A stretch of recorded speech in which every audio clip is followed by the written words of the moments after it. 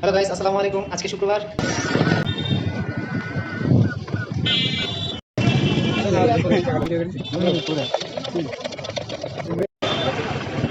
তাই তুমি আমাদের কাউন্টার দাও। কিরে, তোর কি অবস্থা? কঠিন শৈশব।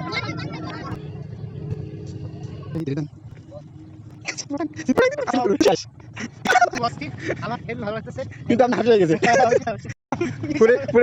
গোপন তথ্য হলো এই যে আমরা দেখতে পাই বোনকে আমরা মা বলে থাকি, কারণ সে হলো বুকে আগল দিয়ে আমি সেভাবে আছি। এবারে সিটিজেন। হ্যালো গাইস, আসসালামু আলাইকুম। আজকে শুক্রবার, বাইরে ঘুরতে যাবো। আমার সাথে আসছে আশিক। আশিক আসো। চল, লেটস গো। হ্যাঁ, আসসালামু আলাইকুম। চলো, ওকে, থ্যাংক ইউ, ধন্যবাদ। চলুন আমাদের সাথে।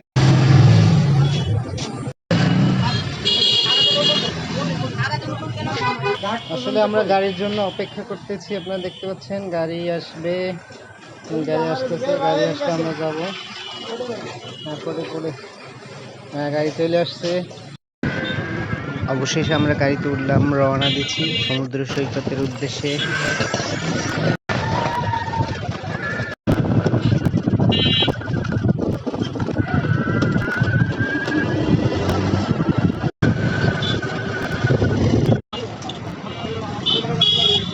আসলে রাস্তায় দাঁড়িয়ে ঝালমুড়ি খাওয়ার মজাই আলাদা, তাই দুজনে দুইটা ঝালমুড়ি কিনলাম। আমি শুনেছি মামা নাকি খুব সুন্দর ঝালমুড়ি বানায়, তাই আজকে ওনার থেকে ঝালমুড়ি খাওয়ার জন্য আসলাম।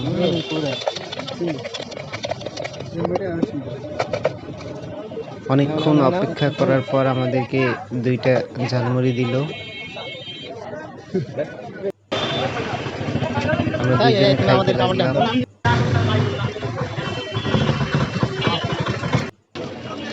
অবশেষে খাওয়া শেষে আবার রওনা দিলাম সমুদ্র সৈকতের উদ্দেশ্যে। খুব দারুণ একটা জায়গা, জায়গাটাতে খুব ভালো লাগতেছে।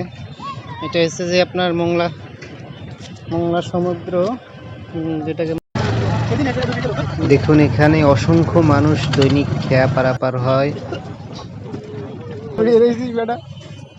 কিরে, তোর কি অবস্থা?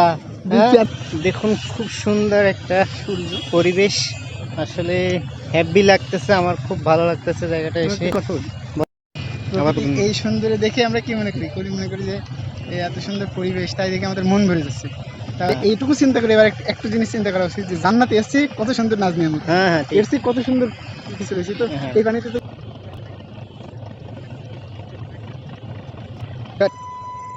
আমার মনে হচ্ছে আমি মনে হয় পাহাড় থেকে নামতেছি, পাহাড়ের মতো জায়গা থেকে না। বাংলায় আমি আশিকের সাথে চ্যালেঞ্জ নিয়েছি এই পাইপ থেকে বেয়ে উপরে ওঠার জন্য। চলুন, পাঁচিলিপ করবে কিন্তু সাবধান। নামেন পাঁচিলিপ করলে কিন্তু শেষ। তিনি ব্যর্থ, দর্শক দেখেন, তিনি ব্যর্থ।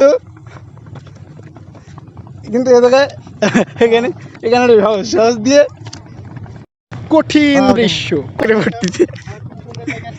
সে কিন্তু ঢপঢপ করে পড়ে। খুব সুন্দর জায়গা, অস্থির জায়গা, অস্থির, খুব অস্থির। আমার হেবি ভালো লাগতেছে, কিন্তু আপনি হাফ হয়ে গেছে। পড়ে যাওয়া দিয়েছিলেন, পড়েই গেছিলেন। এটা এবার দেন দর্শক কোথায় গাড়ি যাচ্ছে। গেলে এদিকটা গেলে আমরা যে ম্যানগ্রোভ সুন্দরবন, যেটাকে বাংলার প্রাণ বলা হয়, বাংলার ঢাল ঢাল বলা হয়। যেমন আমাদের প্রাকৃতিক দুর্যোগগুলো মোকাবেলা করতে আমাদের সুন্দরবনকে আমরা মা বলে থাকি, কারণ সে হলো বুকে আগল দিয়ে সে বিভিন্ন ঝড় জলোচ্ছ্বাসগুলো তার উপর দিয়ে সে আমাদের মায়ের মতো করে রাখছে। এই জন্য আমরা সুন্দরবনকে ভালোবেসে মা ডাকি। Thank you. সে কিন্তু এখন কঠিন চ্যালেঞ্জ নিচ্ছে দর্শক, সে কিন্তু এখন কঠিন চ্যালেঞ্জ নিচ্ছে, দেখা যাক কি করে। পানি সমুদ্রের কাছে যাবে। হ্যালো ভিউয়ার্স, আমি এখন সমুদ্রের কাছে যাব। সবাই আমার সাথে থাকবেন। দেখেন চিটপটাং, আমরা সেভাবে কে আছি। এবারে সিটিজেন বিয়ের গ্রিল সাজ দিয়ে যাচ্ছে। আচ্ছা, আপনি একটা চ্যালেঞ্জ দেন, শোনেন। আপনি যদি ওই জায়গা দিয়ে উঠতে পারেন, তাহলে মনে করবেন যে না, আপনি আসলেই চ্যালেঞ্জ। এই যে এই জায়গাটা, এই খাড়া জায়গাটা, এখান দিয়ে আসেন। এবার বুঝতে পারছি। ওকে, দাঁড়ান। হ্যাঁ, গুড। জুম দর্শক, সে কিন্তু এখন আবার সেই কঠিন চ্যালেঞ্জের মুখোমুখি। হ্যাঁ, কঠিন চ্যালেঞ্জ মানে একদম বিশাল হাইট, কয়েক ফিট উঁচু এবং খুব হাইট, এরকম ডিস্টেন্সটা আমি একটু দেখাই। আচ্ছা, হ্যাঁ, ওঠেন, হ্যাঁ, শুরু। দেখা যাক। আচ্ছা, সে এখন কঠিন চ্যালেঞ্জ, সে কিন্তু কঠিন চ্যালেঞ্জ দিয়েছে। ওটা তো রাতে ধরা যাবে না, ব্যাং হয়ে গেছে কলা ব্যাং। শৈশব, কঠিন শৈশব। আসলে ছোটবেলার সেই স্মৃতিগুলো মনে পড়ে গেল আবার। মনে চাই গায়ে ফিরা যা। আসলে সন্ধ্যা হয়ে আসছে প্রায়, এখনই আজান দিচ্ছে, মাগরিবের আজান দিচ্ছে। আমরা একটু পরেই নামাজ পড়বো। আমাদের এখন কিছু করার নাই, আমরা এখানেই নামাজ পড়বো। আমি আর আশিক, আজান দিচ্ছে, একটু পরে আমরা এখানে নামাজ শুরু করব ইনশাআল্লাহ। আপনারা দোয়া করবেন। আসলে এখান থেকে আশেপাশে মসজিদ অনেক দূরে, মসজিদ পর্যন্ত যাইতে যাইতে আমাদের আসলে নামাজের টাইম শেষ হয়ে যাবে।